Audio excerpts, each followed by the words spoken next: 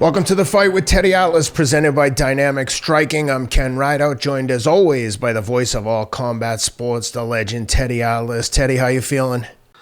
Yeah, I'm feeling okay, I guess. Hope everyone had a good Halloween. I enjoyed it with my grandkids down in Jersey. You know, the Halloween's a good holiday because it reminds you of what you used to be, carefree. You know, your biggest worry, unlike today, when you get older, was just which candies you were going to dig into first, the jellies or the chocolates. How you were going to divvy them up with your siblings, or if you were going to divvy them up at all, or if you were going to hide them, or whatever.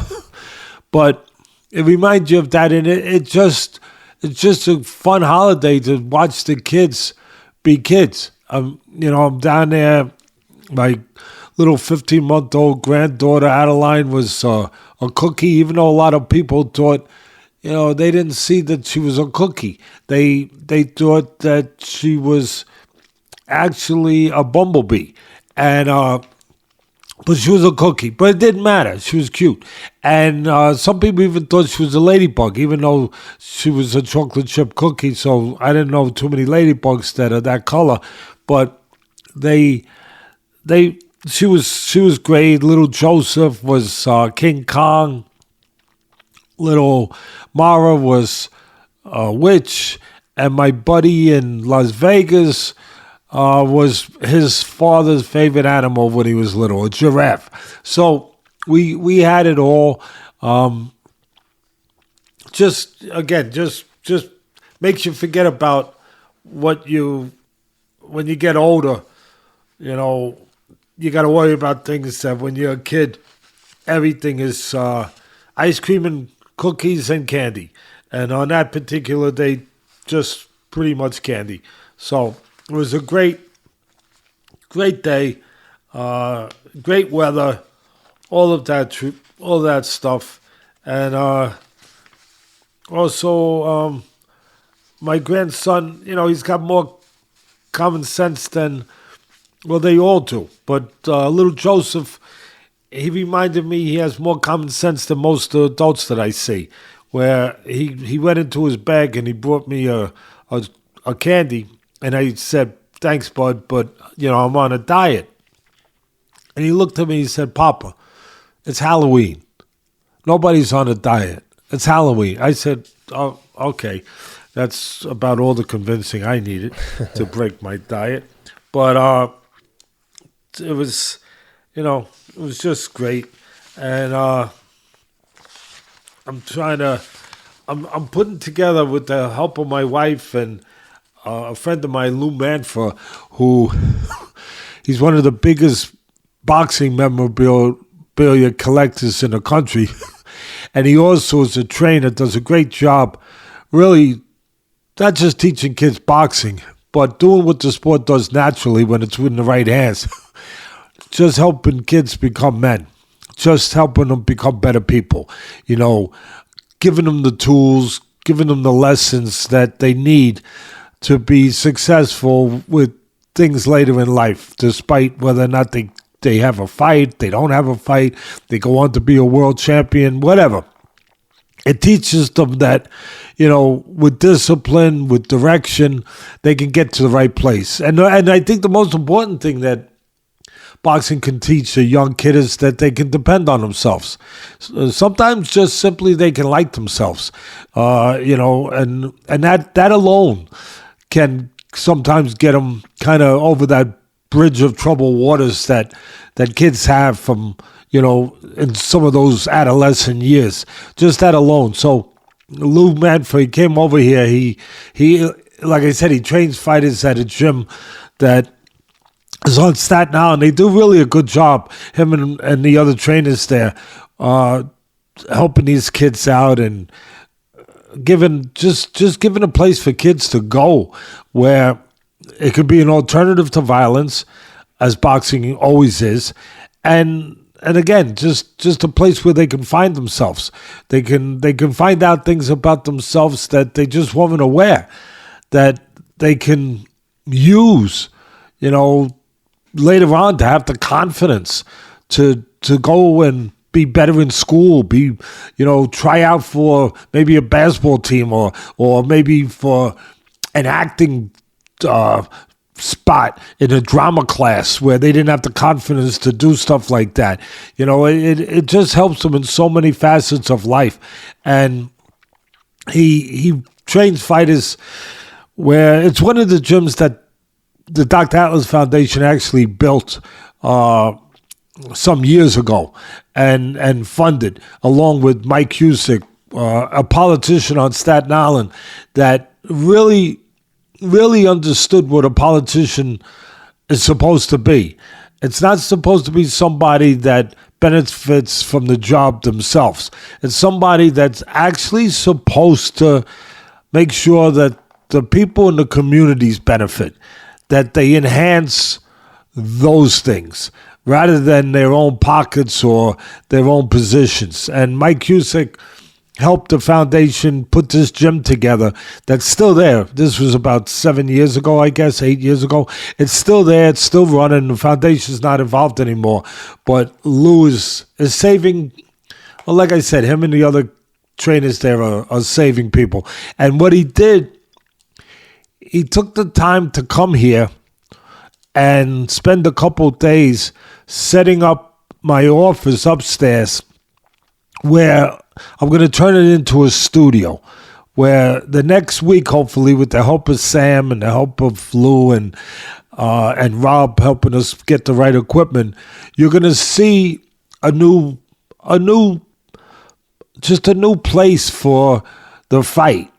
This podcast, and also for Pro Box. I'll use it for that too, where I do with Paulie Malignaggi and Chris Algieri once a week, where it'll be a studio with all the, proper equipment and everything, and we turned it into a room where I had a lot of boxing posters and memorabilia. I still do, on the walls down in the basement of my house. It looks like a museum down there. I got all the stuff that I accumulated over, 40 years, 50 years in boxing. And some of it was just sitting in a pile. Some of it was wrapped up, never opened, and was up against the wall. So we brought it up.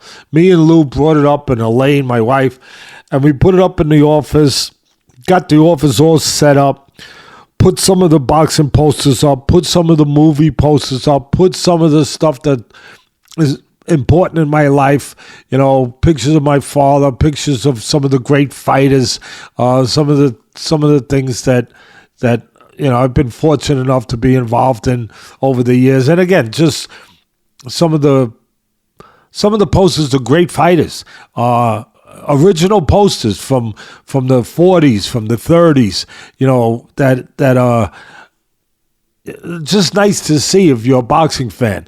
And hopefully you guys will enjoy it when you see we make the debut next week of the new studio and the fight's new home.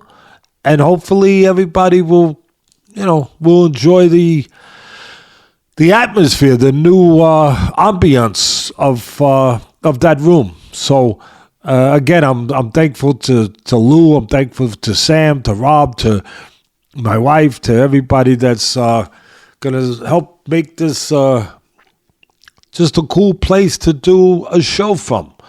And then maybe when I'm not doing anything at night, I'll just sit in there and I'll kind of look at the posters and these old fighters and reminisce a little bit. So anyway, let's get to some real fights that are taking place in this era at this time. And some of them weren't really trick-or-treat type fights, to be honest. It was more trick. Because there was one from Ireland, from Belfast, Ireland. Go ahead and set it up, Ken. I tell you, I'm only mentioning it because I think it's my duty. I think it's my responsibility. I have a voice. I have a platform that I have to call out the crap. I got to call out the nonsense when there's a decision that, and I didn't watch the whole fight. I watched enough of it to know that the decision that was given at the end of the day was not indicative of the kind of fight it was. It was a closer fight, much closer fight. Either way you want to give it to either one. You had an out-of-town fighter, you had obviously a home fighter in Belfast, and the home fighter won. But to have it it was insulting to hear these scores. So go ahead, set up the fighters, who they were. Yeah, Pro Box making their international debut. Broadcast main event of Padraig McCrory versus Leonard. Carrillo, well-traveled. I believe he was 19-5 coming into the fight. Let me just double-check the record. He had very experienced guy. 17-5 coming in with 16 knockouts, so he could apparently punch. And McCrory coming off the loss to Edgar Berlanga. McCrory had Carrillo down in the first round, but Carrillo was giving him all he could handle for most of the fight. Like, to your point, it was very close fight. I thought it was I thought it would be very tight, but candidly, I thought, the home guy's never going to lose unless he gets knocked out cold. And sure enough, all three judges had it 98-91. And to your point, most observers didn't view it nearly that wide. So what'd you think? Yeah, first, two things. First of all, let me correct one thing because I just see it here. Over there in Belfast, in the old days in Europe, they used to do this, in London and in England, but they only sometimes have the referee judge. So it was only one judge. It was the ref. I was wondering how it was so wide by 3 scores. That didn't make sense. Yeah, I got but you. Okay. I don't believe in that because I'll be honest with you. I score fights when I'm broadcasting for 30 years for ESPN. It's not easy. It's not easy to broadcast a fight, tell the fans what's going on, analyze the fight properly, and at the same time score it. It's hard. But then to ref a fight and to separate fighters and keep control of the pace of the fight and what's going on in the fight and still score, I don't see how you do it accurately. I tell you one thing. He didn't do it accurately. Well, it That's also the thing. sets the stage for a potential corruption conversations and a very, very easily manipulated event if you're from the kind of unsavory side of the sport, to say the least. When you only have one guy to manipulate potentially, just doesn't look good for anyone involved. Again, 98-91, it was terrible. Yeah, McCrory scored a knockdown in the first round. Okay, bang, good. And then the rest of the fight was competitive. There were rounds where Carrillo hurt him, especially the last round. He had him up against the ropes. He hurt him several times. He hurt him a few other times during the fight. It was a competitive fight. 98-91, it's just wrong. And that's why you got me here saying something. I know most of you probably never heard about this fight or whatever. But again, I just think that if I know about it, I have to say something. I truly feel that it's a responsibility to say something. Whether anyone listens, hey, what the hell? But I got to say something. And the last thing I'll leave it with was Pro Box, who I work for, so full disclosure, I work for, but they're doing a great job. They do fights, it's every Wednesday, every other Wednesday. They do it on the platform Pro Box. Usually they're from Deer Park, Florida, in the arena they got down there. They do a great job of matchmaking. They do a great job of making very simple formula, like the UFC does. They make competitive fights. That's it. They, sometimes they're kids coming up. Sometimes they're guys that have been there before, and they lost a fight or two, and they're trying to come back. Whatever.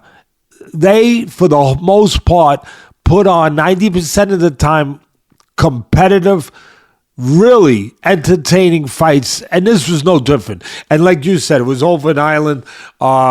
They did it, and the commentators, again, I work with them, but if I didn't think they did a good job, you're not going to hear me saying it out of my mouth. I'm not going to go, maybe I'll leave it alone if I know them, I don't know. If I think they're horrible, I'll still say something. But Paulie Malignaggi and Chris Algieri, they do a good job. And Jimmy does the blow by blow. They really do a good job. And they did a good job. So anyway, that was on Pro Box. And 98, 91, I don't know. If I tell you, I got a fighter fighting out of town.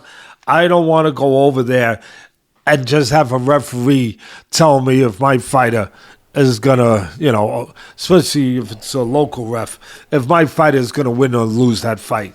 So anyway, we got talk about another trick-or-treat fight. Let's do it, Ken, because this was a... I don't think this fight should have happened. Again, you're not going to get other people to say that. I don't give a damn. But I believe that the commission, if you have a commission for the proper reasons and a proper commission that knows anything about what their job's supposed to be, you're supposed to really only commission fights that should be made. If it's a mismatch, if it's one guy with another who shouldn't be in the ring, well, you shouldn't make the fight. This was a fight that shouldn't have been made. But go ahead, set it up. Jamaine Ortiz coming off second loss of his career, this time to Teofimo Lopez. He lost to Vasily Lomachenko 2 fights prior. In against a grossly overmatched Cristian Rubin. Mino coming in with a record of 24-9-2. To your point, had no business being in the ring with Jamaine Ortiz. Jamaine Ortiz had him down four times, and in the 4th round, finally, a 2-minute mark, the ref jumps in, stops the fight. I mean, you said it perfectly. The fight should have never been made. They're just cannon fodder. And Ortiz did what he was expected to do and got him out of there in a hurry. Yeah, look, Ortiz, his people, his connect, they wanted to get a comeback fight too. An easy fight. They got it. But they wanted to look, in their mind, spectacular, whatever. They wanted that. They just want to get back on the winning track. They wanted to, do it in a way that, again, was no threat and that they could get a knockout. Ortiz is a good, solid fighter. Was he 18-2-1 with 9 knockouts, or is he 19-2-1? Whatever he is now. He's a good, solid fighter. His only losses, you said it, to a legendary fighter, Lomachenko, and Lopez, who's a world champion, who's one of the most talented fighters. So he lost only to those 2 in competitive fights. Matter of fact, there's some people thought that he beat Teofimo. But they were competitive fights, no matter what side of the track you thought that it should have been judged on. This against a fighter coming in 24-10-2, who out of those 10 losses, Mino had been stopped 6 times. Now he's been stopped 7 times. He's been stopped 7 times in his 10 losses. He's got 17 knockouts, but he looks so small. Physically, he didn't look like it was the right weight class. It looked like a gargantuan Ortiz in there with it looked like George Foreman in there with mini-me. It was, Sam's laughing, but it was absurd. And it was just such a mismatch. I'll say it again. The commission, why do we have a commission if you're going to sanction stuff that shouldn't be sanctioned? I mean, the kid could get hurt. At the end, he got beaten down. He kind of collapsed at the end. He'd been dropped in a body. He'd been dropped, he'd been dropped like once. He was dropped every round. He was dropped to the head. He was dropped to the body. He got hit behind the head a couple times, but there was one round, was the first round where, it wasn't the first round, whatever it was, where he got pushed to the ground by by Ortiz, and then what does he do? He picks up Ortiz, and he throws him to the ground, and he gets a point taken away. So it's not only bad enough he's getting, hit from pillar to post, he's getting beaten up in there. Now you got the referee, when he retaliates and and puts Ortiz on the floor, which he shouldn't have done. But when he does it, he gets a point taken away. So he's getting punched all over the oblivion, and he's getting points taken away by the ref. You know, when he tries to retaliate in the way that I just described. So terrible, so overmatched. The commentators, I don't know. I mean, there was one point where they said, "Oh, today Ortiz decided to come in with a style of being strong and explosive." Wait a minute. Hold on a minute. Hold on 1 second. His fighting name is the Technician for a reason. It's not the bomb thrower. It's not Dynamite Jamaine. It's the Technician. He's a boxer, and he's a really good boxer. But on this given night, you're going to say he chose the style of being explosive. No, they chose an opponent that he could do anything he wanted. He could be whatever he wanted to be. I mean, it's to say that, like, you're not looking at the reality. You're not judging things in context. I mean, I don't know. It's just frustrating. And then after Mino, there was one round where Mino gets dropped again. I think it was the third round. He gets dropped again, and the commentator says, "I wonder if he's got the endurance and wherewithal." I probably adding a word in. I'm not saying it verbatim, but if he's got the endurance, Ken, to continue to do this, to withstand this. No, he don't. He's been on the floor already every round. No, obviously he doesn't. Obviously the fight's got to be stopped soon. And the fight should have been stopped before it started. I mean, God almighty, it was frustrating enough. It was, I felt like I was being tortured, like to watch this, really, to watch this. And you remember when you were a kid, you had to sit there, and I'm not saying Ortiz is a good kid. But remember, you had to sadistic where he's pulling the wings off the fly. That's what this was. I mean, like, just stop it. How much responsibility do you place on Mino's corner for not just throwing in the towel when they recognized that they were completely overmatched? Of course, but obviously they have practice at overmatching him. They have a PhD in overmatching. He's been stopped 7 times in 10 fights. But when obviously, I see that this happening, is not new. I'm like, guys, you've already secured your payday. He's there. He's in the fight. Like, why let him get massacred for another round? After the second because they don't know better. You say, guys, that's the only thing I could say. Our man doesn't have a chance. To answer your question, really, I only they know. I don't know, but to guess, they don't know better. They don't. I don't know. They don't know better. They've been down this road before. So, listen, they might be the best guys in the world. Who knows? But I'm just saying that this is a serious sport. This is a dangerous sport. That's the understatement of the year. This is very serious. People have died, and recently, it's not something to be taken lightly. And the corner is like responsible for what's happening in there. I think everyone was responsible. I think the commission. Yep. I think the promoter. You could give. Look, I get it. I get the promoters trying to bring their guy Ortiz back with an easy win, but he's good. Ortiz is good. This belittles him. But like you said, he's been in with Loma and Lopez. Like you could put him in with anyone at this point. He's already achieved. Like he's had enough build up to get those big fights. Okay, he might need or want a bounce back, but he could be matched with anyone in the world. He's been in there with the best. So to put him in with this kid, you wouldn't even let this kid spar with him. No, and listen, Ken, to that point, you want a bounce back fight, okay, but you're not doing him any favor. Exactly. He's not getting anything out of it. It's almost embarrassing, and it's a terrible production. And it's not a good look. And at the end of the day, I like Ortiz at the end of the day. Ortiz, you don't put him in with anyone in the world in a fight where he's not getting paid. I understand that. Right. But you can pick somebody more suitable, where he'll go rounds, where he's not a dangerous puncher. He'll go rounds. You pick someone who's not a puncher who can go rounds, where he'll get something out of it. And but to put him in this kind of fight, and you had to see the size difference. It was really startling. It was startling. It really was. It was like I said earlier. It was like watching George Foreman go in there with Mini Me, and it was just like, oh my goodness, look at the size difference, and then of course the talent difference. Anyway, that's enough on that. I just hope.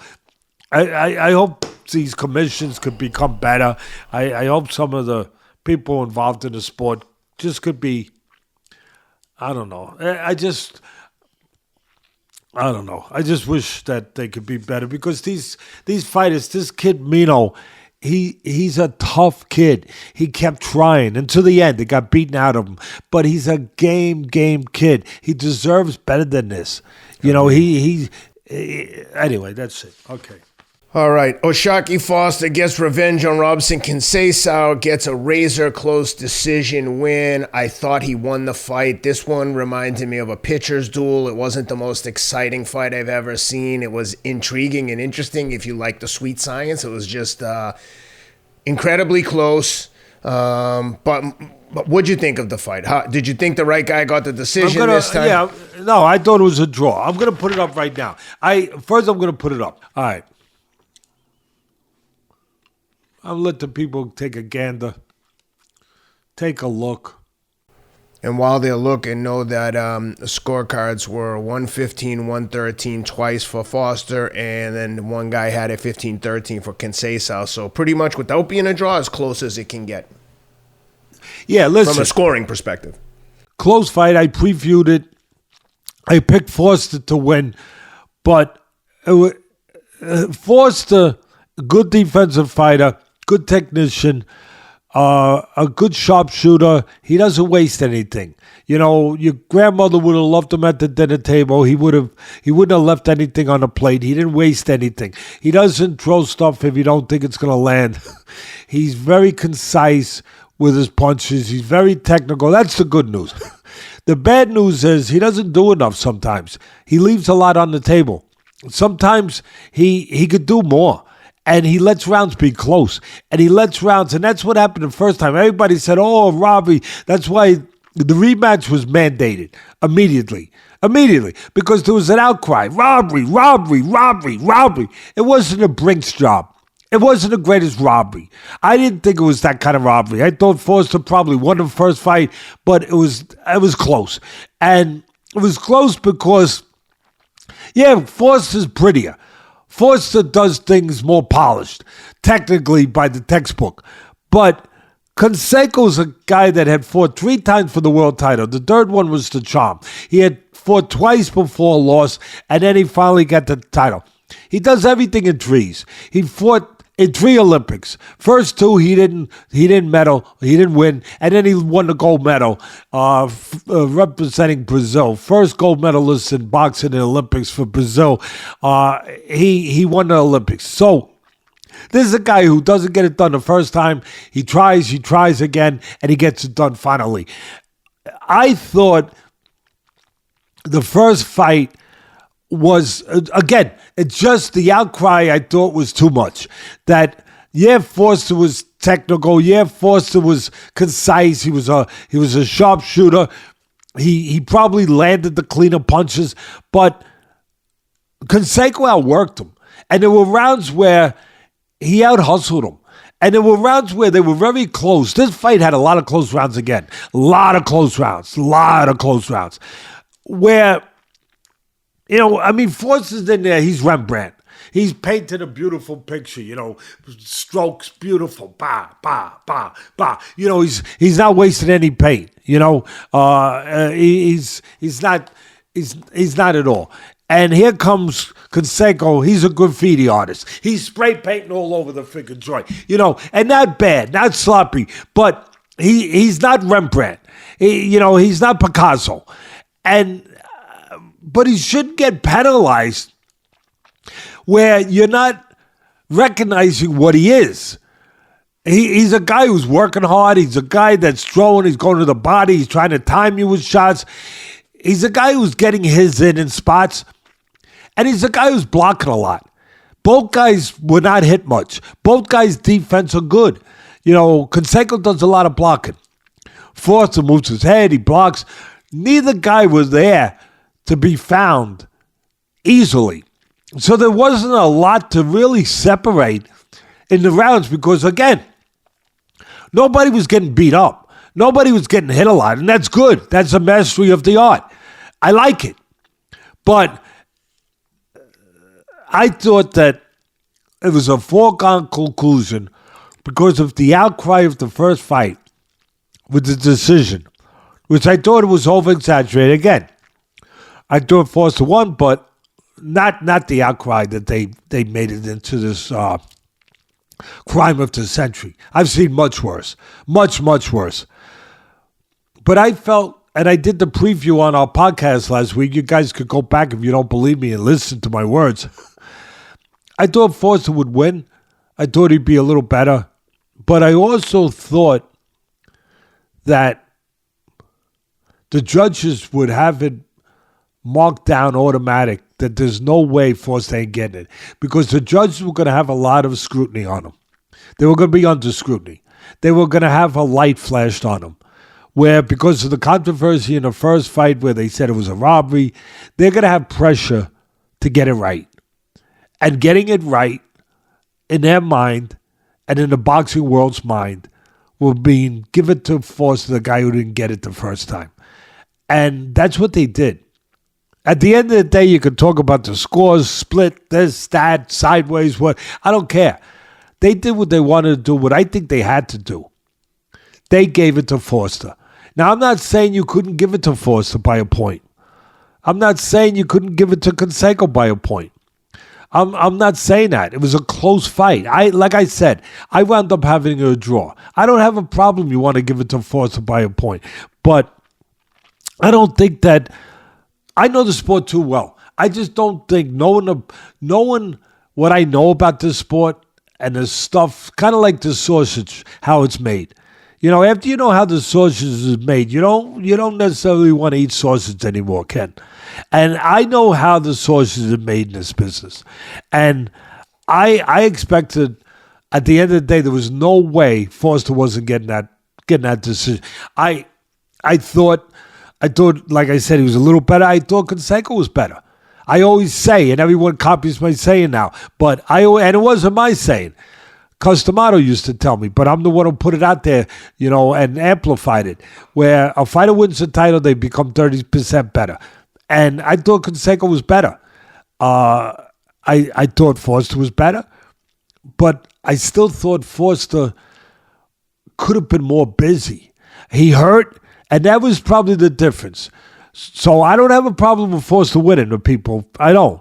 But I just have a problem with the whole thing, the way I outlined it, where Foster did hurt him. I think it was the 5th round and the 10th round. He hurt him in 2 rounds. And he also showed he's not a finisher. He hurt him. He caught him nice counter right hand one time. I think that one was in the 5th round, whatever it was. It might have been a little behind the ear. I don't remember exactly. But he did hurt him twice in this fight. So he landed the more consequential punches in that way, in 2 rounds. But even when he hurt him, he let up. He didn't go to finish. Again, he didn't show the qualities of a finisher. And that doesn't mean he should be reprimanded for not being a finisher, or he should be penalized for not being a finisher. Not everyone's a finisher. Not everyone has the ability or the temperament, because it's part temperament, to be a finisher. But he would let up in the rounds that even when he hurt him, where he allowed Conceicao not only to survive, but to come back a little bit at the end of the rounds. I thought there was some rounds that he let Conceicao steal at the end of the rounds by just out flashing him, out busying him, out hustling him. Again, I'll say it again to the maniacs out there that want to jump for whatever reason. It makes their life a little bit more exciting. They want to jump on or agree or not agree with me. Fine, that's your prerogative. But I give you a shot because I put myself out there. I don't hold back. I put out there whether I think it's going to be well accepted or not well accepted. But I give a point to Foster. Go ahead. Give it a draw. Go ahead. Either way, Foster gets it. I do think there was foregone conclusion in these judges' minds that they were gonna be forced in their mind down that road unless something crazy happened, where Conceicao just completely dominated. But it wasn't a kind of fight where anyone was going to dominate. At the end of the day, interesting fight. Chess match sometimes. A good fight, a decent fight, nice fight. But I just, if it was a draw, of course, the judges would not have completed their mission, if I'm right, because the draw would have stayed with the champion. Champion would have kept it. He would, the title wouldn't have went back to Foster. And I think at the end of the day, everybody mandated that Foster gets A, the rematch right away, which he did, and B, gets his title back, as long as he gets in the ring and earns it. And he earned it. He earned it to the degree that, I just explained it. That's it. That's like the great Jack Newfield, who I miss every day.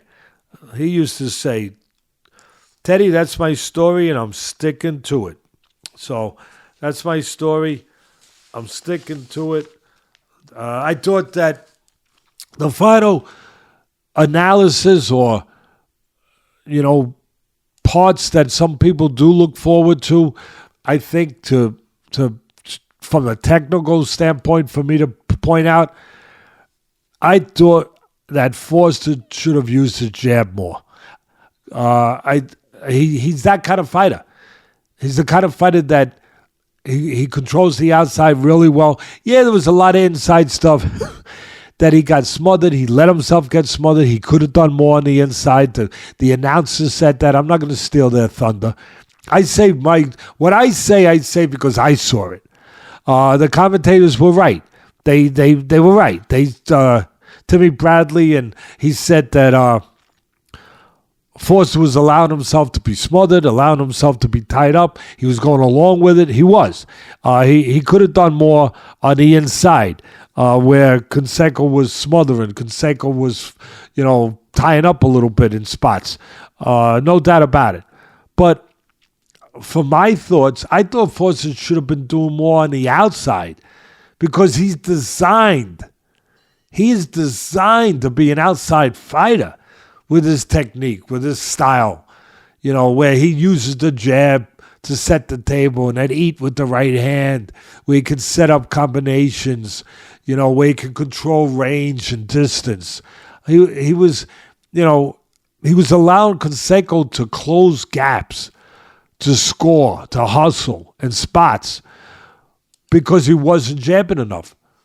And when there's a lot of close rounds where there's not a lot to really separate two fighters, Ken, where they're close enough fights, nobody's getting beat up, they're both sharp enough fighters where nobody's getting hit a lot. There's like I said, there's not a lot to really choose from.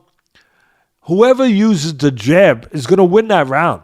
Whoever decides in that kind of fight, I'm going to jab this guy's head off. I'm going to use the jab more during those dead spots where both are, looking to, make their next moves like I said, like on a chessboard. If you use your jab, you're going to win those rounds for the most part. You're gonna control those dead spots. You're going to erase those dead spots. And I thought there was a lot of dead spots that Conceicao wound up taking advantage of and stealing the round late because Foster didn't use his jab to control those spots. He could have jabbed so much more. He's the kind of guy, he doesn't want to take a risk. Fine. Throw the jab. Throw it at the right time, the right place, the right distance, yes. But throw the jab. Then you won't be taking a risk. And you'll be controlling the theme of the fight, the pace of the fight, the rhythm of the fight. Anyway, that's my story, and I'm sticking to it. Before we get to the next one, I'd be doing all of our listeners a huge disservice if I didn't tell them about the number one supplement in the world, Athletic Greens. Yes, you're right. It's Athletic Greens. They've been with us from the beginning. If you know anything about myself and or Teddy, you know that we have what so many wealthy people don't have: enough. We don't do things for money. We need money, got to make money, but we don't talk about stuff that we don't genuinely believe in purely to make money. We believe in Athletic Greens. We honestly take it every single day. It's the all-in-one green drink. You mix it with a scoop of water in the morning and consider it an insurance policy for your body's health and immune system. Regardless of whether you're eating the healthiest diet in the world or your diet is terrible, it's easy to miss a lot of the micronutrients you need: vitamins, minerals, probiotics, prebiotics. Athletic Greens has it all. One-stop shop. If there's one supplement I wouldn't skip every single day of my life, that's the truth. I take Athletic Greens every single day. Give them a shot. athleticgreens.com/Atlas. Use the promo code Atlas at checkout, and they'll send you 10 of these invaluable travel packets with you, so you can take them with you even when you're traveling. They're most important for me when I'm traveling, because that's when your diet tends to suffer and struggle and sleep gets disrupted. Get your Athletic Greens, athleticgreens.com/Atlas. Teddy, let's talk about Floyd Schofield. Gets his first time going 12 rounds, championship rounds. He gets a unanimous decision over Rene, Tellez Giron. 2 times 118-109, and one judge had it 116-111. Good win for Schofield from Austin, Texas. How'd you like it? Schofield's going through a metamorphosis. He's going through a development stage. He's a young kid. He's undefeated. He's a good kid. I listen to him talk. This is why people should listen to the show. They're actually getting thoughtful insight and breakdown as to the sweet science and, like you said, the progression of his career. It's easy to just say unanimous decision. Here's what he did: left, right, this, that, next. But to get the insight that you're providing, at least for me, maybe I'm biased, but I think that this is the most interesting part of the show, when you get what so many other shows and analysts don't provide, like actual insight into the development of a career. Sorry to interrupt. No, not at all. Thank you. I appreciate that. Listen, he's a young kid, still has to develop, still needs a lot of development. But as I was saying, I've listened to him talk. He's a good kid. He's a humble kid. He's a nice kid. His father, whoever's responsible for part, they've done a good job. Forget about the boxing part. They've done a good job. But he's talented. He's got physicality to him. He's got good hand speed. He's a talented kid. He's game. He fought a very game, experienced guy in Jaron, but a very one-dimensional guy in Jaron. Very one-dimensional, very short guy, covers up. He can only do something if you let him get close. That's the only way. And his father was taking as much punishment in a corner from his father as he was from Jaron. I mean, his father was, fathers are fathers. But his father was really on him. I mean, really on him, to the point where he was berating him for, slugging it out. I get it. He got hurt twice. He got hurt twice with a fighter who's not as talented, but a game fighter who's not as talented as Schofield, but a guy where if you let him get close and you exchange the wrong way. See, I'm going to say it the wrong way. If you exchange, not if you get inside with him. See, the father was mad at him because the only way Jaron could win was if Schofield fought on the inside with him. And he was right. But where the father didn't understand, I don't think, or wanted to understand, was that this guy always coming at you, always putting pressure on you. Sometimes a fighter got to be a fighter. Schofield had to be a fighter. Sometimes it's easy to say stay on the outside. That's what the father said. When he was on the outside, he was winning rounds easy. No doubt. Faster hands, jab, better form, better technique, everything. But a fighter fighting an aggressive guy, always coming, always putting pressure on, always trying to wilt you, trying to melt you down, try to break your will, try to just, trying to do what I talk about, a pot of boiling water, boil you down, evaporate you, always coming, always coming. Listen, unless you're really, really, really good and experienced at fighting an outside fight, it's hard to do that for 12 rounds, 10 rounds. How many rounds was this fight? It was 12, right? 12, yeah. Was it yeah, 12? It's hard to do it for 36 minutes where you got a guy constantly coming. There's times where you feel that you have to slow him down. Yeah, again, if you're a Pernell Whitaker, if you're a Floyd Mayweather, even the kid from Newark who gets mad when I point out the things that he's not perfect at. Keyshawn. No, not Keyshawn. Not Keyshawn. You're thinking of Stevenson, Shakur Stevenson. Yeah, Shakur Stevenson. Keyshawn's another fighter with top rank, and he's terrific. He's a silver medalist. He's undefeated. He's going to be a world champ. I don't think he won a title yet. Did he? No, not yet. I don't think so. But anyway, he's undefeated. He's got a big fight coming up. And he's going to be, he's a really good fighter. But no, I'm talking about Shakur. Unless you're someone like that, where you got all that amateur background, Shakur, of course, I don't know how many fights, 200, whatever, amateur, and he won a silver medal. He can control you on the outside for the most part, all night long, fight that kind of fight. Unless you're of that ilk, it's hard to do that with a guy keeps coming.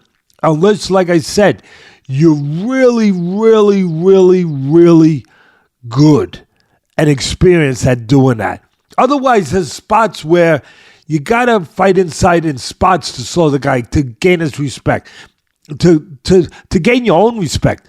Whereas sometimes, like I said earlier, I chose my words for a reason. Sometimes you just got to be a fighter. And I thought that was part of where there was a conflict with Schofield and his father. His father wanted him to purely box on the outside because, again, Giron had no chance on the outside. His only chance lay if he fought and engaged on the inside, where he could land a big punch, which he wound up doing. He hurt him twice in a fight. He wound up doing. The father was, at the end of the day, the father could point to it and say, I was justified in what I was doing and what I was saying because it was proven. He hurt you on the inside. He didn't hurt you on the outside. He hurt you on the inside. But here's my point. The fighter, Schofield, felt like, I got to be a fighter. Like sometimes I got to be able to fight inside though. Again, to at least, it doesn't mean I got to stay in there, but at least to be able to do it in spots. So the guy doesn't think that he can keep walking me down. Just for nothing else, to keep him in his place, to give him something to think about, that he can't dominate me in there. So he won't be as quick to look to just dominate me inside, because he'll know that if I want to, I can fight in there. And also, again, for his own psyche, for his own confidence, to know that he can do that. The problem with the father, I think, and he's done a good job, but the problem, I think, is that he was just mandating that he doesn't fight on the inside. I would say it's not a matter of whether or not he could fight on the inside or should. It's a matter if he knows how or if he can do it the right way. See, my argument would be that he would have been okay fighting on the inside in spots. And he might even been able to stop Giron. And I'll tell you why. Because as much of an advantage he had on the outside with Giron, because he's faster, he's longer, he's got the jab, he throws better straight punches, all of that. On the inside, Jaron is wide with punches. He's fat with punches. He's looking to hit you the big left hooks. If you know what you're doing on the inside, yeah, you can beat him on the outside. But you could also go inside and punch inside those shots. You know that old saying, safe inside the eye of the storm? If you know how to teach somebody to fight on the inside, which I do when I'm in the gym, I want my guy, even if I know the guy's going to make his living on the outside, I still want to teach him how to fight on the inside. Just so he knows how. For the reasons I'm describing right now. Just in case. Just in case. Like you see that fire alarm with the glass. In case you have to break that glass and pull that alarm. Just in case. And for his own psyche. For his own confidence to know that I'm rounded. I can handle myself inside. Someone ain't going to bully me. Someone ain't going to push me around and make me feel like, I can't fight you on the inside. No, I can. I'll be smart enough to do it in spots. But I can. I don't think he knows how to fight on the inside. I think if he knew how to fight on the inside better, where you could have an advantage with the Jaron. Again, Jaron, yeah, he's strong. Yeah, he needs to be close. But when he's throwing, he's leaving space. He's leaving holes. He's leaving opportunities where if you know how to fight inside, you tuck up. You're in the eye of the storm, right? You tuck up and bop, bop. You punch short inside those wide. Now, you could do damage on the inside and the outside. And even more damage on the inside. Where you catch him a shot where he won't even see it. And maybe drop him. Maybe end the fight. So I think I understood Schofield to a certain extent. Saw that. He just didn't know how to execute it. But he saw it that hey, yeah, this guy's obviously better on the inside than he is on the outside. But he's not, he ain't no, he's no Jake LaMotta on the inside. He's not that good. He'll throw wide shots. If you know how to fight, you cover up, you punch inside those shots. He throws wide, bang! You throw a short left hook inside it. Bang! A short right hand, right inside it. And now you got him. You got him on the outside, you got him on the inside. And again, you might be able to even do more, and really more, on the inside. But you have to know how to do it. You have to know how to do it. And to me, that's what was evident to me as a teacher, as a trainer, and looking at it through that eye, was I was saying, he can fight on the inside. He just can't, he can't do it the way he's doing it. Because he's not doing it with the right expertise. He's not doing it with the right knowledge. He's not doing it with the right technique. When he does it, he's doing it where he can get caught. And he did get caught. Because he was thrown wide, and he got caught with a left hook. He wasn't, keeping tight with his defense. And he allowed Jaron to do his thing. To be prosperous in the only place he could be prosperous. On the inside. So I understood both sides. I understood the father screaming at him. What the hell is wrong with you? Stay outside, move. He's got no chance. But I also understand Schofield, and I do understand if he's going to go further, and I hope he does, but if he's going to go further, and I don't think he's ready yet, but if he is going to go up that boxing ladder, two things. One, he's got to learn how to fight on the inside. To learn without exposing himself, which he doesn't know how to do yet. Without giving up something to the other guy. That's number one. And number two, you want him to fight on the outside like I said, where Mayweather could do it, and Pernell Whitaker, and all these great fighters, the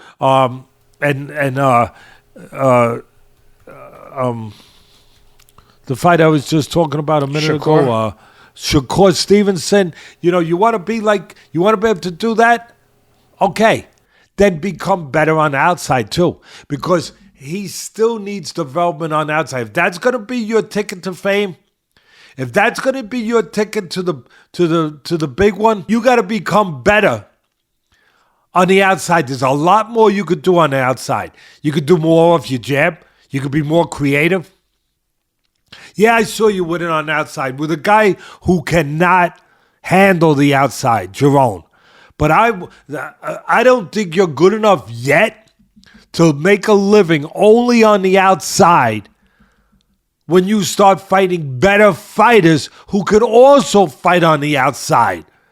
You're not going to automatically win those rounds just because you're on the outside the way your father wants you to be. You have to be good enough on the outside. You have to be better than you are right now. You have to bring more to the table than you're bringing right now. You have to be more developed on the outside, more creative. You have to be able to do more, put more combinations together. You have to be able to set traps. You have to be able to get angles. There's a lot more. You got the basis for it. You got the basic basis and fundamental foundation for it. But you got to build on that foundation. You know, you got a nice foundation. Now you got to put floors on that foundation. You know, and make it into a real nice house. You know, maybe an apartment building if you want. But you got to put stuff on top of what you have. So 2 things. Learn how to fight on the inside so you can satisfy your instincts as a fighter. When you feel you just have to be a fighter. When you feel you have to show a guy that he can manhandle you on the inside. You be able to do it the right way. And if you're going to be the guy that your father wants you to be, and your father knows best, but if you're going to be that guy on the outside, add to it. It ain't enough yet. Not with the better fight. With Jaron, yes. You could have fought that whole night that way. If listening to your father and you wouldn't have got touched.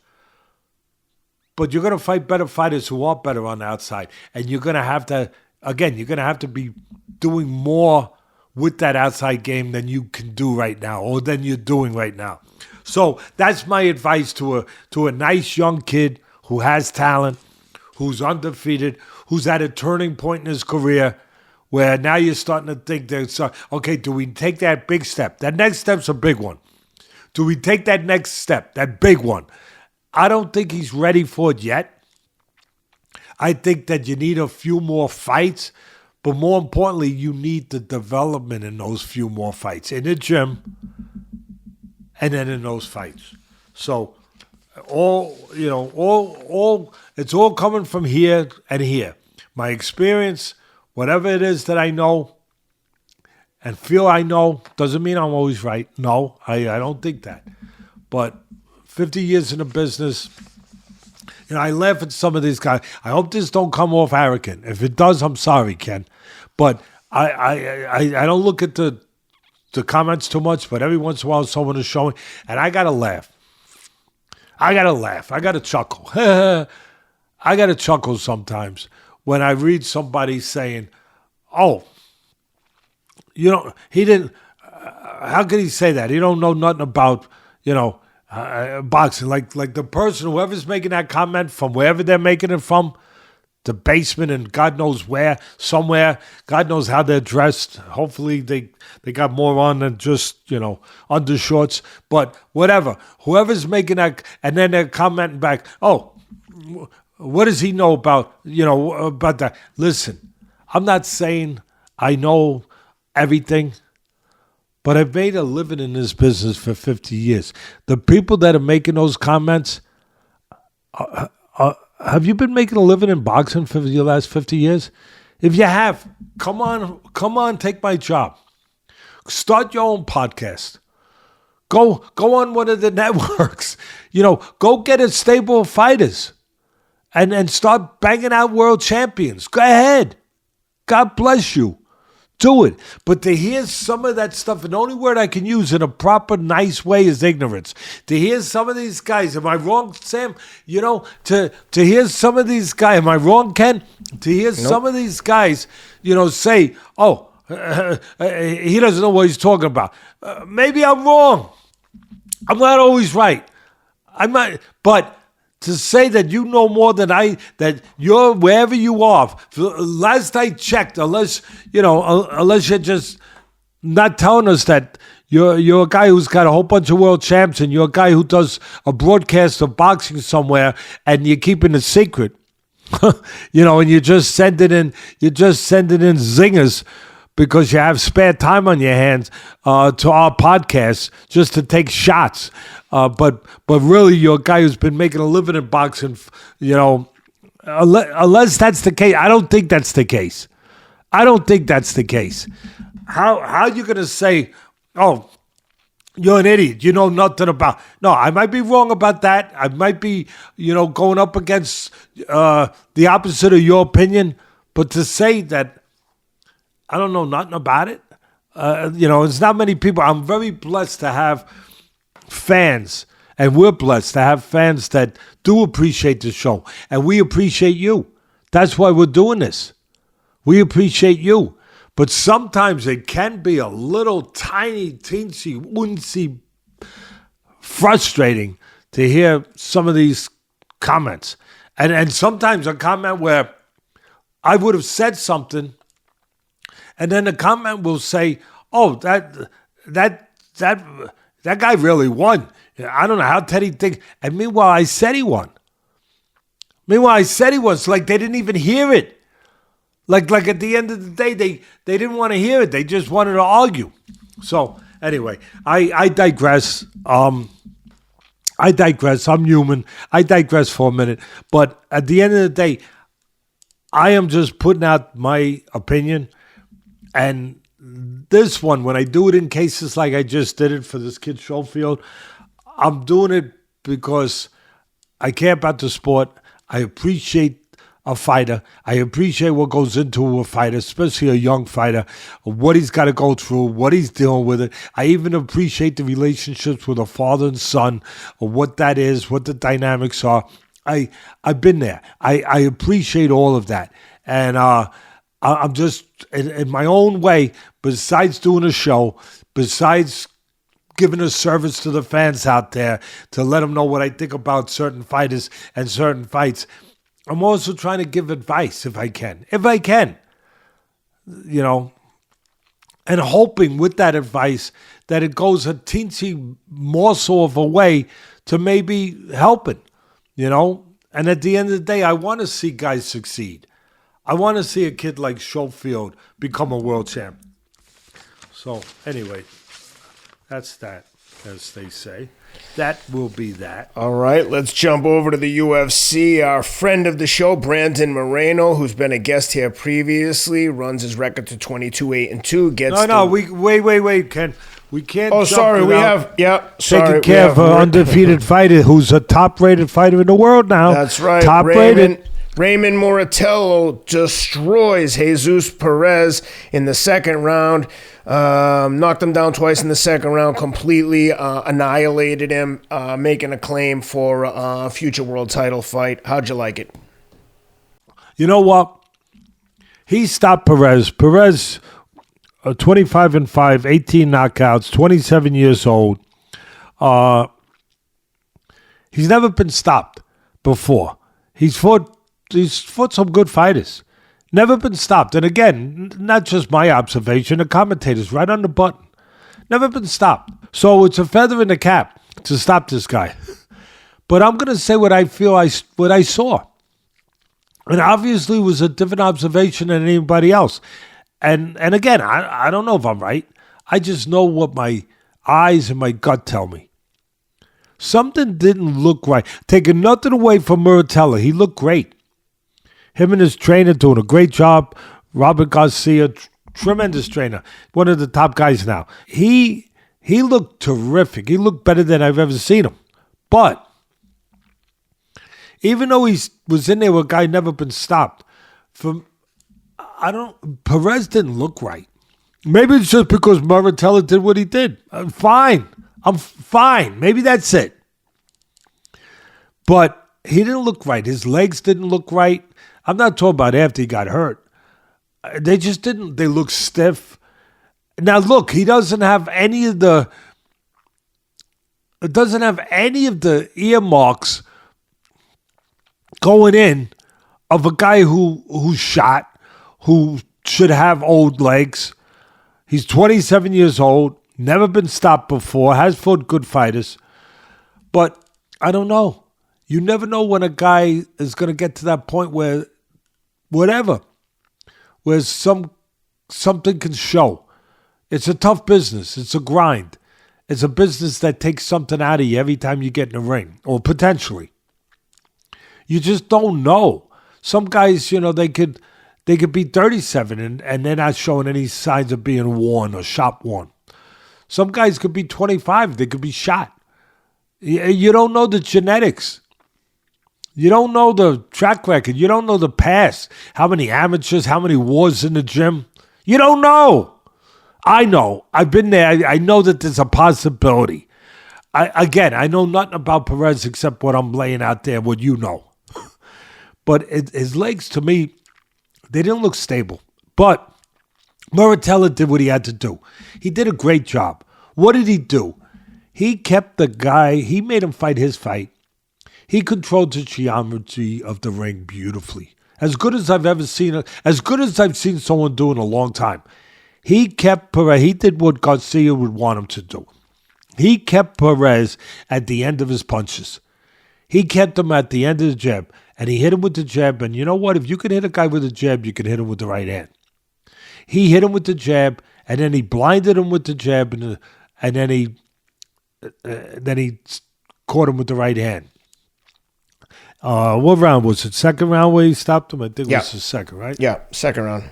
He kept him at the end of his jab. I mean, beautifully. He got full extension on his punch. That's what we teach in the gym. If you're half a teacher as a trainer, there's a lot of guys out there that shouldn't be training fighters. They really shouldn't be. But then there's guys like Robert Garcia, thank God for them, and other good trainers too, that one of the things they teach is get full extension on your punches for two reasons. Defense and offense. You get full extension on your, that's what I teach. You get full extension on your punches. You can get full leverage on your punch. Full impact, full power. Everything behind it. The end of your punch, you have your body behind it. And for defense, because by getting full extension, you're keeping the guy at a distance where you have a chance to control him. Where you can hit him, he can't hit you. You're keeping him at the end of your punches. Not halfway in, where as you're punching, he can punch with you and catch you. So for defense and offensive purposes, usually good, principled, basic, fundamental teaching to get full extension when you can on your punches. He did that textbook. He gave a class. Him and Robert Garcia gave a class with Muratalla of how to control range, how to keep a guy at the end of your punches. He kept Perez at the end of his punches, kept him at the end of his jab, and then he closed the show. In the second round, he scored 2 knockouts, both with right hands. Both a little different. How did he do it? One, he did it where Perez, for whatever reason, from the first round on, he was getting hit with jabs and right hands. I don't know what the hell and he's a game fighter, Perez. But I don't know what on earth really made him think turning southpaw would be a good idea after he was getting hit with right hands in the first round from the orthodox position. Because when you turn southpaw, you get hit with right hands even better, even cleaner. You know, I always call it the southpaw killer for a reason. Because a lot of times you eat right hands from the southpaw position if the other guy knows how to deliver it. Anyway, Perez turns southpaw in the second round. And then what does he do? He breaks one of the cardinal rules that I always talk about in the gym. Don't lead with a hook in front of your man. Because when you lead with a hook, whether a left hook or right hook, in this case it was a right hook, you leave an opening for a straight punch to beat a round punch. Straight beats round. Straight beats round. You don't have to go to geometry class to learn that. And Perez started to throw a right hook in front. And what did Muratalla do? Kept him at the right distance. Threw the right hand inside the round. Straight beats round. And hit him. But what did he do before that? He actually put his left hand, because he was controlling him with range so easily, that he actually put his left hand in front of him, blocking his vision. And then when he started to throw that, the opening was there. When he started to throw that hook, the door opened, and he went right through the door with the straight right hand. But he blinded him. He actually put the left hand in front of him like he couldn't see. And then bang, the right hand, right inside that hook. Then the second knockdown, again, I love it, not just because it was power, but because of the delivery system, because of the technique, because somebody taught him this. And that he's got enough of a cerebralness to show me that he could be a world champion because he's not only talented, he's smart. And he's showing he's smart. What did he do? He used a throwaway left hook. A throwaway left hook to the side of Perez's glove. Just to distract him. Boom! Boom! The left hook was never meant to land. It was just meant to distract him where he would block it with the glove and then the right hand could get in where he never saw the right hand. That's what he did. 2 right hands, both delivered differently, both delivered smartly by a smart, well-trained fighter who's undefeated, who's rated number 2 in the world now, and is just chomping at the bit to get a world title shot. All right. Let's jump over to the UFC. Friend of the show, Brandon Moreno, takes apart Amir Albazi, puts on a striking exhibition. 50-45 on 2 of the scorecards and 49-46 on the other one. Moreno looked awesome.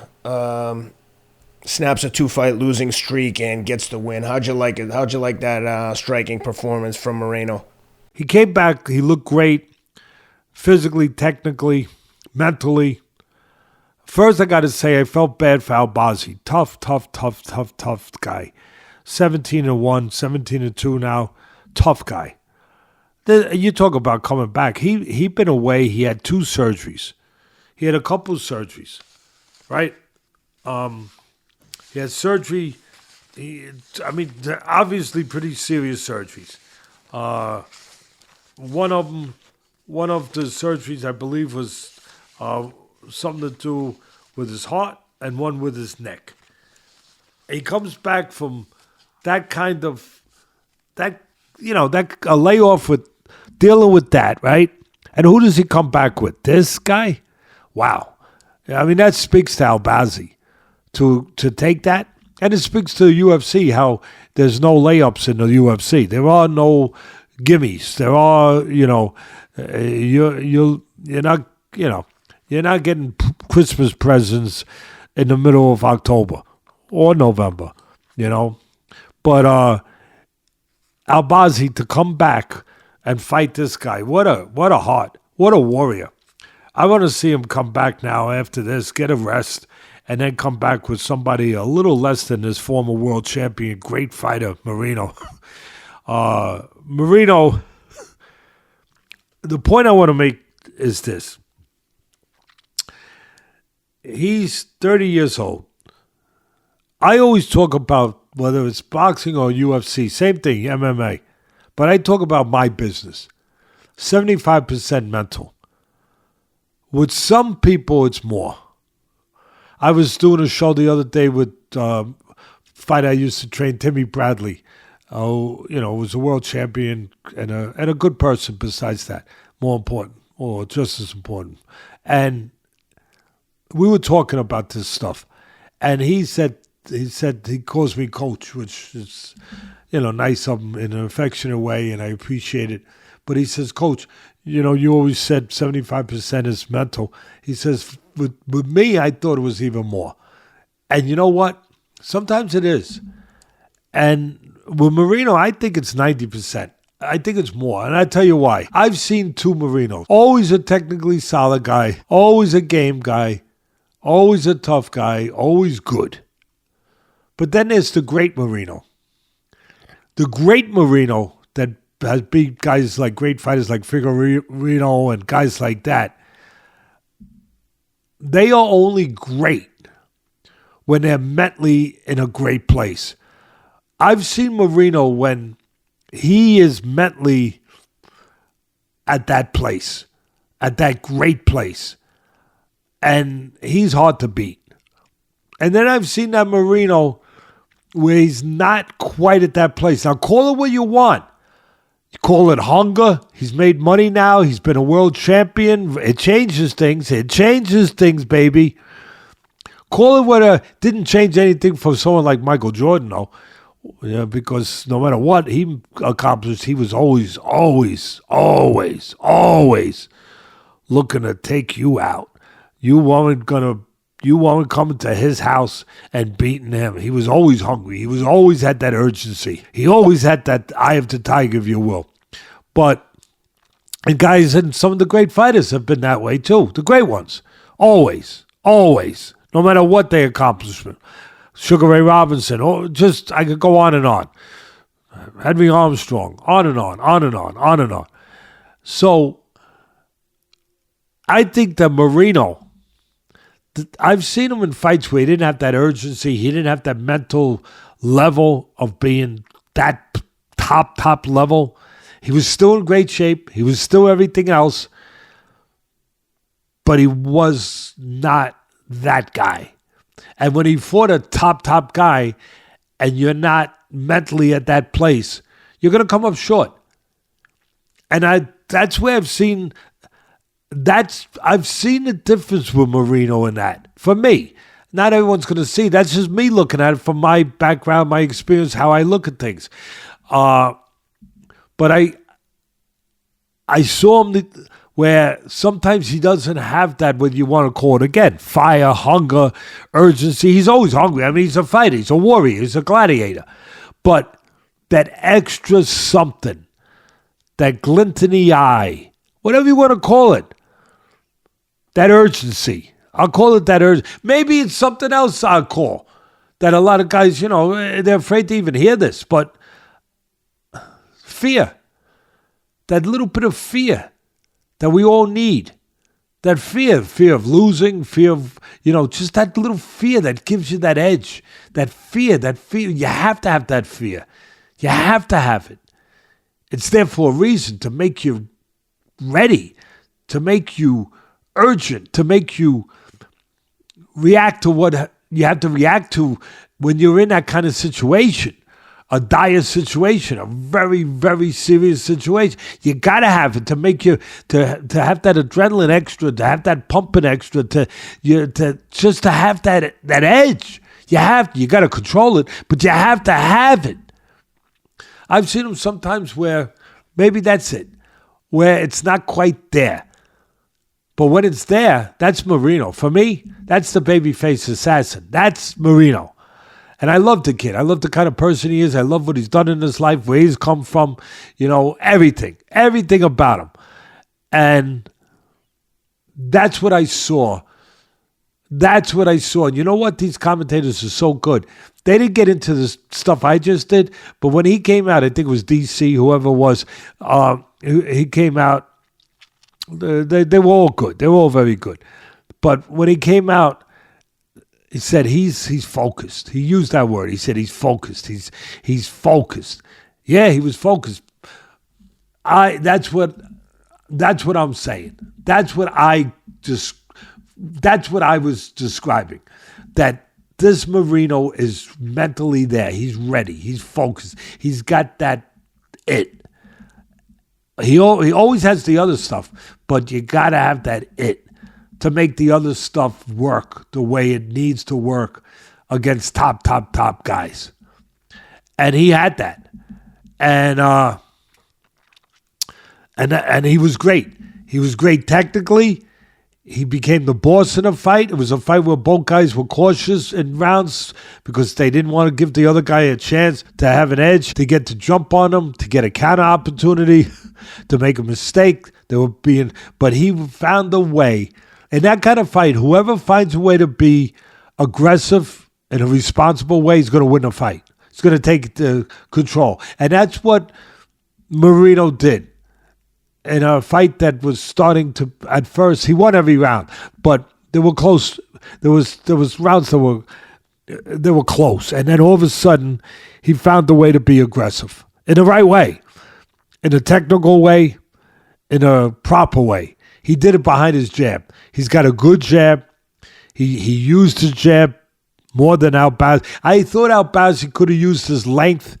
He looked like he's bigger than Moreno. I thought he could have used his length better, but Moreno used it, and he impressed me technically in 3 ways. He found a way to be aggressive, to be the boss in a tough fight, in a fight where you couldn't be reckless. You had to do it the right way. You couldn't just be game, and you couldn't just be aggressive.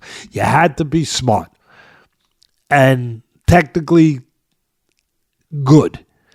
And Moreno did it behind the jab, and he did it with taking steps. He never reached. He always had his feet under him. It was great footwork. He never got over anxious. He never got out of position. He never gave Albazi anything to take advantage of. He didn't make mistakes. Again, he brought his feet. You know, sometimes in the gym, a guy's upper body will get ahead of their feet. That's a no-no. You got to make sure your legs are there. Your legs are there. And your upper body goes with them. But your legs have to be there. His legs, he made sure that he did not reach. He did not overextend. That he was always secured. He was always balanced. He was always in position. And he did it behind the jab. He found a way in a difficult, could have been much more difficult. It wasn't an easy fight.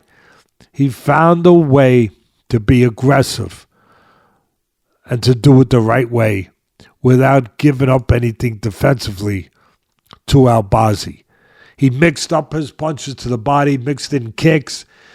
You know, he changed his offense up enough. He like I said, he switched the punches to the right kind of punches at the right time. He was good defensively. He was good offensively. He was buttoned up technically, and he had the it. He had the eye of the tiger, if you want to go down that road. But it was like, you know, it was like I like to use the film analogies. You know, John Wick film. You know, I use that a lot. It was like one of those episodes where John Wick said, "People have been asking me. They've been asking me, are you back?" And, you know, until now, I didn't know how to answer. But now I know how to answer. Yeah, I'm back. Yeah, I'm back. And that's what it was to me, like Moreno. Yeah, I'm back. I'm back. That was Moreno. Like I said, I think for him, the mental part is so important. And it's 90%, not 75%. He was terrific. I got nothing but respect for Albazi. I want to see him get another fight after he, you know, get some time off after a very difficult fight. I'd like to see him get another fight, not against the Moreno, although, you know, you don't get too many hand-picked opponents in the UFC. That's for sure. But he could beat a lot of guys. He just couldn't beat Moreno. Not that Moreno, and not at this point for Albazi coming back, you know, at you know, the way, you know, without anything in between. So at the end of the day, all 5 rounds I gave to the former world champion, who is going to earn his way back, I think, to get another world title, at least another world title fight. Yep. All right, let's quickly preview Jaron Ennis versus Karen Chukhadzhian. This one is wide on the bookmakers' odds. Jaron Ennis, for the guys at my bookie, minus $5,000. Chukhadzhian is plus $1,050. Man, that's a wide spread. What are you looking for in this one? Well, we already have a template, right? We already have a blueprint of what to expect, Ken, or think we do, because it's a rematch. And so in the first fight, you know, obviously Ennis won, and he won, you know, he won handily. It's not an easy guy. Karen is 24-2. I'm going to call him by his first name. It's a little easier for me. He's never been stopped. He's from the Ukraine. He's 28 years old. He's got 13 knockouts. He's talented. He knows how to fight. He's mentally together, and he's got a difficult style. He uses his legs. Part of it was because he figured he couldn't stand with Ennis, and I guess, he knew what he was doing. He couldn't stand in front of it, but he moves. He uses those legs. He's got wheels. The man's got wheels, and Ennis might have said he's got a tricycle, but he's got wheels, and he moved around the ring. The first thing is, if I'm Karen's manager, I want a big ring again. If I'm Ennis's, I want a freaking box. You know what I mean? I want a phone booth. I want a small ring as I can get. I expect Karen to do what he does, to use his legs. Here's the thing that he's got to decide. The first fight when he fought Ennis, he had a good showing. He moved around. He survived. He tried in spots, but on the most part, he survived. You can't move that much and think that much about just eluding if you're not also thinking somewhat about offense. Yeah, he jabbed. Yeah, he did this. But not enough. Where more, I think, of the concentration was to survive. And he did. He did. I'm not saying he ran and he embarrassed himself, but there was some emphasis on surviving. You go into a fight, the emphasis should be on winning, period. Now, you got to figure out the way to win. You could go and be a hero. You could go and say how brave you're going to be, and meanwhile, you're going to get blown out because you're not being practical. You're not being realistic. You're not being smart. So you got to figure that out. There's a balance, where you're fighting a guy who outguns you like Ennis does. He's a good puncher. He's a really good complete fighter, Ennis. Besides being an undefeated welterweight and everything else, the guy is he does. I don't know if he gets enough credit for how good he is in all dimensions. Going to the body, putting punches together, defense, offense, controlling range, boxing, counter punching, and going forward and pressing when he has to. He's a very complete fighter. The way I give credit to Tank Davis for being more than just a puncher. Very complete fighter. And Ennis is huge for a welterweight. Huge. And he'll be moving up in weight, I'm sure. At the end of the day, it comes down to Karen having figured out this time how much will I invest in the surviving part, and how much more in this fight will I invest in the winning part? And what does that mean? That means taking more of a risk. And again, like I said before, a man's got to know his limitations, like Clint Eastwood would say in the Dirty Harry movies. Must know his limitations. So he must know that he can't stand there with Ennis. But he must also know that, okay, I'm going to move, I'm going to give angles, I'm going to use the ring, but I also got to find a way to do enough to move and to do enough to do more than just hear the last bell. I got to do enough to have a chance to hear my name mentioned after the last bell as the winner. That's what he's got to figure out. He's got to figure out how to find the combination of just enough movement and then punching and offense where he's actually got a legitimate chance to win this time. Because if he's just surviving, he's got no chance to win. For me, it would mean that, yeah, you got to move, but you got to grab the floor more. You got to step, not just float. You got to step. You got to step and be ready to punch. You got to punch, and maybe you got to actually get off sometimes initially, and then step, and then be ready to punch again before Ennis closes the gap. Be set to punch. Move to get out of range, but at the same time be set to punch when Ennis tries to get in range so you can again have an offensive component to your defensive strategy. You got to find a way to do more than just survive. I don't think he's going to find that. I think Ennis is too... If he tries to find too much of it, Ennis might stop him by going to the body.